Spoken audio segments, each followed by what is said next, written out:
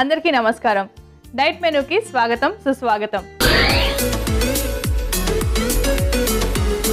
నివసించే ప్రతి ఇంట్లో, స్పందించే ప్రతి గుండెలో, ఆనందించే ప్రతి క్షణంలో ఆడది తోడైతేనే ఆ ఇంటికైనా గుండెకైనా క్షణానికైనా సంపూర్ణత చేకూరుతుంది.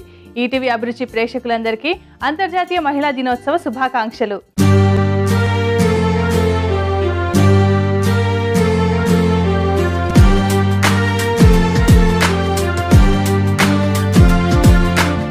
ఈ వారం అంతా కూడా మనం పెప్టిక్ అల్సర్స్, అదేనండి కడుపులో ఫామ్ అయ్యే పుండు కానివ్వండి, అల్సర్స్ గురించి మనం డిస్కస్ చేసుకుంటున్నాము. అండ్ ఆల్రెడీ చాలా విషయాలు తెలుసుకున్నాం. మరి చివరికి వచ్చేసాం కాబట్టి ఒక్కసారి అన్ని గుర్తు చేసుకుని రిమైండ్ చేసుకుని ఇంకా మిస్ అవుట్ చేసిన పాయింట్స్ ఏమైనా ఉంటే మనం డిస్కస్ చేసుకుందాం. మరి డిస్కస్ చేసుకుంటే రవలీని పిలిచేయాలి కదా.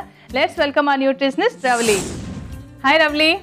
Hello Ramya, happy women's day. Thank you, wish you the same. Thank you. So మన ఆడియన్స్కి కూడా ఒకసారి విషెస్ చెప్పేస్తే.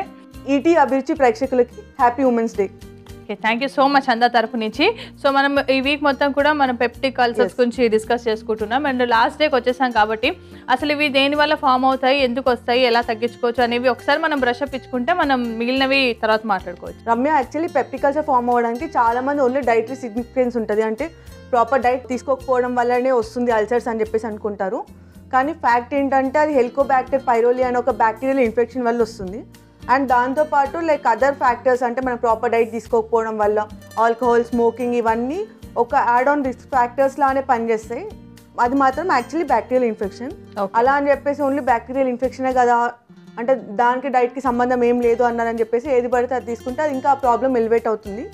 సో డైట్ కూడా అంటే పెప్టిక్ అల్సర్ వచ్చాక కూడా డైట్ ప్రాపర్గా మెయింటైన్ చేయాలి, రాకముందు కూడా ప్రాపర్గా మెయింటైన్ చేయాలి. ఎస్, అంటే ముందు నుంచి కూడా మనం కొంచెం బ్యాలెన్స్ డైట్ మెయింటైన్ చేస్తూ కొంచెం హైజీనిక్గా తీసుకుంటే ఏదైనా ఫుడ్ తీసుకునేటప్పుడు సో జనరల్గా మన బ్యాక్టీరియా అనేది ఎలా అయినా రావచ్చు. మనం తీసుకునే అన్హైజీనిక్ ఫుడ్ కావచ్చు, లేకపోతే ఆల్రెడీ బ్యాక్టీరియా అలాంటి ప్రాబ్లమ్స్ సఫర్ అవుతున్న వాళ్ళ నుంచి మనకి రావచ్చు. సో అది ఎలా అయినా రావచ్చు కాబట్టి ముందు నుంచి కూడా కేర్ఫుల్గా ఉండాలి. అండ్ రోడ్ సైడ్ కానీ ఎట్టయినా మనం అట్రాక్టివ్గా కనిపించేగానే మనం వెళ్ళిపోయి తినేస్తూ ఉంటే వాళ్ళు ఎలా ఏ ఆయిల్స్ యూస్ చేస్తున్నారో, ఏ హ్యాండ్స్తో యూస్ చేస్తున్నారో, ఎంత హైజీనిక్ కండిషన్లో ఉందో మనకి తెలియదు కూడా. కాబట్టి కొంచెం మనం ఫుడ్ తినేటప్పుడు కేర్ఫుల్, కొంచెం కాదు బాగానే కేర్ఫుల్గా ఉండాలి.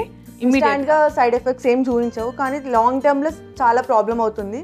అందుకని చెప్పేసి లైక్ కంటిన్యూస్గా బయట ఫుడ్ తినే బదులు అప్పుడప్పుడు డైట్ మెనూ రెసిపీస్ ట్రై చేయండి. డెఫినెట్లీ. సో మరి ఎలాగో రెసిపీ అంటున్నావు కాబట్టి ఇవాళ ఏ రెసిపీ చేసుకుంటున్నాం? ఇవాళ మనం mixed fruit coconut milk smoothie చేసుకుందాం రమ్య. ఓకే, సో దీని ఇంపార్టెన్స్ గురించి మరి కుక్ చేసుకుంటూ మనం మాట్లాడదాము. మిక్స్డ్ ఫ్రూట్ కోకోనట్ మిల్క్ స్మూతీకి కావాల్సిన పదార్థాలు ఏంటో ఒకసారి చూసేద్దాం. మిక్స్డ్ ఫ్రూట్ కోకోనట్ మిల్క్ స్మూతీకి కావాల్సిన పదార్థాలు: యాపిల్ ముక్కలు, అరటిపండు ముక్కలు, దానిమ్మ గింజలు, కోకోనట్ మిల్క్, బాదం పొడి, దాల్చిన చెక్క పొడి, తేనె, ice cubes. Mixed fruit coconut milk స్మూతీకి కావాల్సిన పదార్థాలన్నీ రెడీగా ఉన్నాయి. మనం స్టార్ట్ చేసుకుందాం. సో కోకోనట్ మిల్క్ ఎందుకు తీసుకున్నాం మనం? కోకోనట్ మిల్క్ కానీ కోకోనట్ వాటర్ కానీ అందులో యాంటీ బ్యాక్టీరియల్ యాక్షన్ ఉంటుంది. మెయిన్గా యాంటీ పైరోలిక్, లైక్ ఇప్పుడు మనం అనుకున్నాం కదా హెలికోబాక్టర్ పైరోలి వల్ల ఇన్ఫెక్షన్ వస్తుందని చెప్పేసి, ఆ బ్యాక్టీరియా గ్రోత్ అవ్వకుండా అండ్ మ్యూకోస్ లేయర్ ప్రాపర్గా ఫామ్ అవ్వడానికి హెల్ప్ అవుతుంది అనమాట. ఓకే, అండ్ ఇది యాంటీ ఇన్ఫ్లమేటరీ కూడా, దానికోసం అని చెప్పేసి మనం కోకోనట్ మిల్క్ తీసుకున్నాం. ఓకే, సో కోకోనట్ మిల్క్ యూజువల్గా ఏంటంటే ఏదైనా మనం కొబ్బరి పాలతో ఏదైనా స్వీటో లేకపోతే ఏదైనా చేసేటప్పుడు చాలా అకేషనల్గా వాడతారు. కొబ్బరి నీళ్ళన్నా మనం జనరల్గా యూజ్ చేస్తుంటాం, కానీ కొబ్బరి పాలు మాత్రం చాలా రేర్గానే యూజ్ చేస్తున్నారు. సో మామూలుగా అది ఎంత ఆఫెన్గా తీసుకోవచ్చు? ఇది like weekly once or twice తీసుకున్నా కూడా ఏం ప్రాబ్లం ఉండదు. అండ్ ఇది మంచి కాల్షియం రిచ్ సోర్స్ కాబట్టి లైక్ రెగ్యులర్గా తీసుకున్నా కూడా ఏం ప్రాబ్లం ఉండదు. కానీ కొంచెం క్యాలరీస్ ఎక్కువగా ఉంటాయి కాబట్టి లైక్ అప్పుడప్పుడు, అంటే రోజు తీసుకోమని చెప్పేసి రోజు స్మూతీలు ఇంకా స్వీట్లు చేసుకోకుండా ఒక వీక్లీ ట్వైస్ అట్లా తీసుకుంటే సరిపోతుంది. ఓకే, సో అయితే మనం ప్రొసీజర్ స్టార్ట్ చేద్దాం. Ramya. Okay, so blending jar. నేను ఫస్ట్ యాపిల్ ముక్కలు తీసుకుంటున్నాను.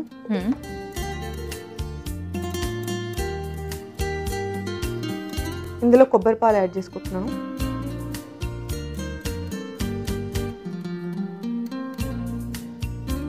ఇందులో కొద్దిగా వాటర్ యాడ్ చేద్దాం.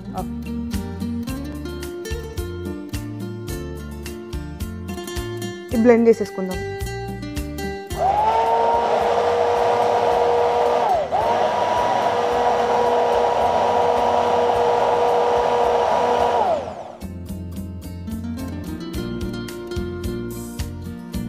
నెక్స్ట్ మనం ఇందులో బనానా కూడా యాడ్ చేసేద్దాము.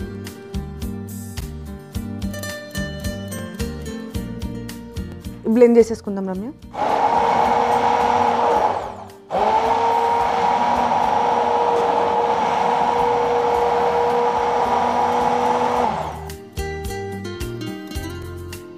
బనానా వేసుకున్నాం కాబట్టి కొద్దిగా థిక్ కన్సిస్టెన్సీ కూడా వచ్చింది. అవును, మన మిల్క్ షేక్ అంటే కొంచెం బనానా వేసుకుంటేనే మనకి ఆ థిక్నెస్ ఉంటుంది. యా స్మూతీస్లో స్పూన్ కావాలి. ఓకే,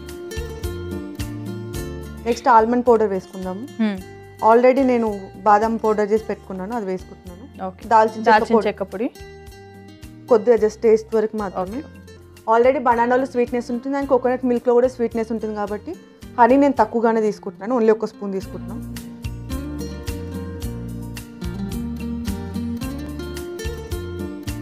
ఇందులో ఐస్ కూడా యాడ్ చేస్తున్నాను. దీన్ని ఫైనల్గా బ్లెండ్ చేసేసుకుందాం రమ్య.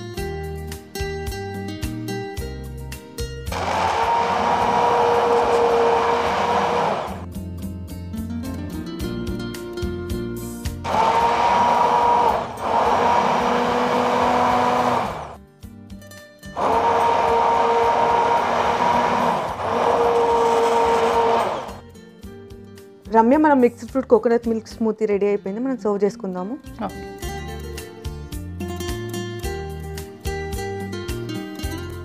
రమ్య, నేను దానిమ్మ గింజలు తీసుకుంటున్నాను.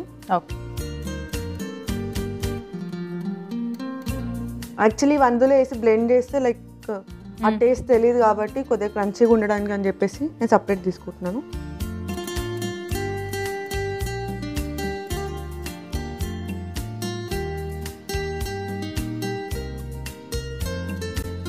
Ramya, mixed fruit coconut milk smoothie ready. Hey, mixed fruit coconut milk smoothie ready అయిపోయిందండి. మరి దీనికి కావాల్సిన పదార్థాలు, తయారీ విధానం మరొకసారి చూసేద్దాం.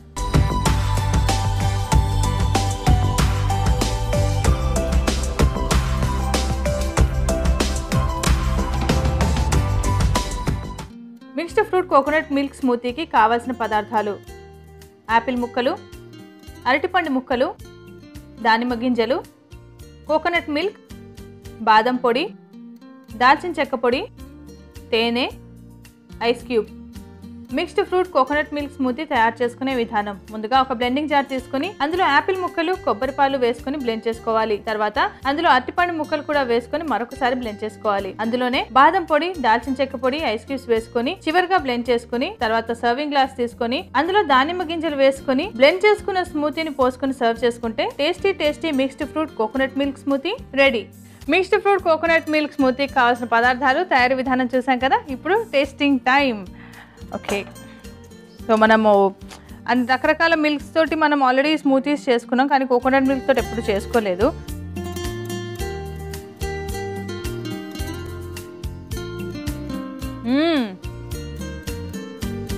చాలా బాగుంది. జనరల్గా సోయా మిల్క్తో వాటితోటి డిఫరెంట్ మిల్క్ షేక్స్ చేసుకున్నాం, కానీ కోకోనట్ మిల్క్తో ఫస్ట్ టైం చేసుకున్నాం. సో దీంట్లో చాలా హెల్త్ బెనిఫిట్స్ ఉన్నాయి అని చెప్తుంది కాబట్టి డెఫినెట్గా మనం వీక్లో 1 or 2 దీన్ని యాడ్ చేసుకోవచ్చు కదా. సో చాలా టేస్టీగా ఉంది, చాలా బాగుంది. అండ్ మనము ఈ టాపిక్ డిస్కస్ చేసుకుంటాం అండ్ ఎండ్కి వచ్చేసాం కాబట్టి సో ఎలాంటి జాగ్రత్తలు తీసుకుంటే బెటర్ అంటావు? ఎందుకంటే ఆల్రెడీ గ్యాస్ట్రిక్ ప్రాబ్లం ఎక్కువగా ఉన్న వాళ్ళకి ఏంటంటే ఇది వచ్చే ఛాన్సెస్ ఎక్కువగా ఉంటుందని అనుకుంటున్నాను. నార్మల్ పెప్టిక్ అల్సర్ ప్రాబ్లం ఉన్న వాళ్ళకి, జిఆర్డి ప్రాబ్లం ఉన్న వాళ్ళకి ఉండే సిమ్టమ్స్ ఉంటాయి కదా, అవే సిమ్టమ్స్ ఉంటాయి అండ్ కొద్దిగా ఇంకా ఎక్కువ ఉంటాయి అనమాట సిమ్టమ్స్. అండ్ డైటరీ మోడిఫికేషన్స్ మాత్రం లైక్ రెండింటికి సేమ్ ఉంటాయి. అంటే స్పైసీ ఫుడ్స్ అవాయిడ్ చేయడము, కాఫీ, టీ అలాంటివి ఎక్కువ తీసుకోకుండా ఉండాలి. అండ్ ఈవెన్ ఎక్కువ మనము కార్బోనేటెడ్ డ్రింక్స్ కానీ స్మోకింగ్, డ్రింకింగ్ అలవాటు ఉన్నా కూడా అవి మానేస్తే బెటర్. అండ్ కొద్దిగా చిన్న మీల్స్ 3 to 5 times తీసుకోవాలి. 3 మేజర్ మీల్స్ తీసుకోవాలి, 2 మైనర్ మీల్స్ తీసుకోవాలి. ఒకేసారి ఎక్కువ హెవీ మీల్ తీసుకోకూడదు. అండ్ తిన్నబడే లైక్ పడుకోకూడదు, లైక్ కొద్దిగా 2 hours టైం ఇచ్చి గ్యాప్ ఇచ్చి పడుకుంటే బెటర్ ఉంటుంది. రమ్య, పెప్టిక్ అల్సర్ ప్రాబ్లం ఉంది కదా, ఆ ప్రాబ్లం ఉన్న వాళ్ళు బెర్రీస్ ఎక్కువ తీసుకుంటే చాలా హెల్ప్ఫుల్ అనమాట. ఇప్పుడు మనకి దొరికే బ్లూబెర్రీ కానీ రాస్బెర్రీ కానీ ఏది అవైలబుల్గా ఉంటే అది తీసుకోవచ్చు. అండ్ దాంతోపాటు కొద్దిగా సూత్నింగ్గా ఉండేలాగా బనానా, యాపిల్ ఇలాంటి ఫ్రూట్స్ ఎక్కువగా తీసుకోవాలి. సిట్రస్ ఫ్రూట్స్ కొద్దిగా తక్కువ చేస్తే చాలా బెటర్. అండ్ క్యాబేజ్ జ్యూస్ అలాంటివి తీసుకున్నా కూడా మంచి బెనిఫిషియల్గా ఉంటుంది. ఓకే, సో మామూలుగా గ్యాస్ట్రిక్ అంటే మనం డైజెస్టివ్ సిస్టమ్కి సంబంధించి ఎలాంటి గ్యాస్ట్రిక్ ఇష్యూస్ ఇలాంటివి ఉన్నా కానీ మనం సిట్రస్ ఫస్ట్ అవాయిడ్ చేయాల్సిన అవసరం ఉంటుంది, ఎందుకంటే అది కొంచెం అసిడిటీని ఇంకా పెంచుతుందనా? అవును, అంతే కదా. ఆ ప్రాబ్లమ్ని ఇంకా ఎలివేట్ చేస్తుంది. అండ్ ఆల్రెడీ మన పెప్టిక్ అల్సర్లో మ్యూకోసల్ లైనింగ్ మొత్తం ఆల్రెడీ సోర్లా ఉంటుంది అనమాట, పుండులా ఉంటుంది.